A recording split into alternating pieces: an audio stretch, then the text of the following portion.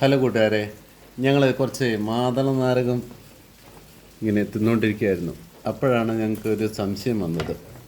നമ്മുടെ സോളമൻ്റെ ഉത്തമഗീതത്തിലൊരു വാക്യമുണ്ട്, 7:12.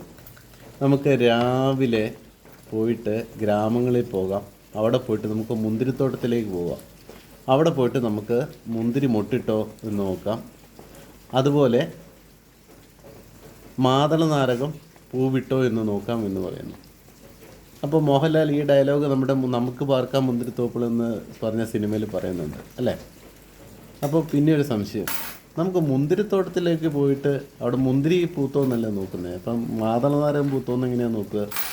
അപ്പം ഞങ്ങളിങ്ങനെ ChatGPT ഒക്കെ ചോദിച്ചപ്പോഴാണ് നമുക്ക് കാര്യം മനസ്സിലായത്.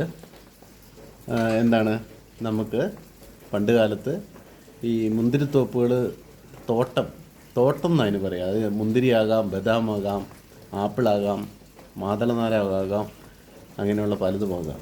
അപ്പോൾ ഒരു തോട്ടത്തിൽ തന്നെ അവർ മിക്സായിട്ടാണ് പലതരം വൃക്ഷങ്ങൾ ഒരുമിച്ചാണ് കൃഷി ചെയ്തുകൊണ്ടിരുന്നത്.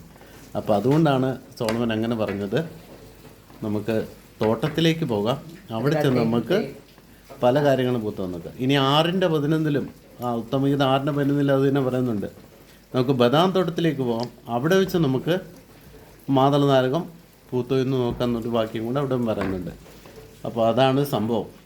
അപ്പോൾ തോട്ടം എന്നാണ് നമ്മൾ മനസ്സിലാക്കേണ്ടത്. അവിടെ പലതരം ഫലങ്ങൾ തരുന്ന വൃക്ഷങ്ങളുണ്ട്. അപ്പം ഞങ്ങൾ മനസ്സിലാക്കിയത് നിങ്ങളായിട്ടൊന്ന് ഷെയർ ചെയ്യുകയാണ്. Bye bye.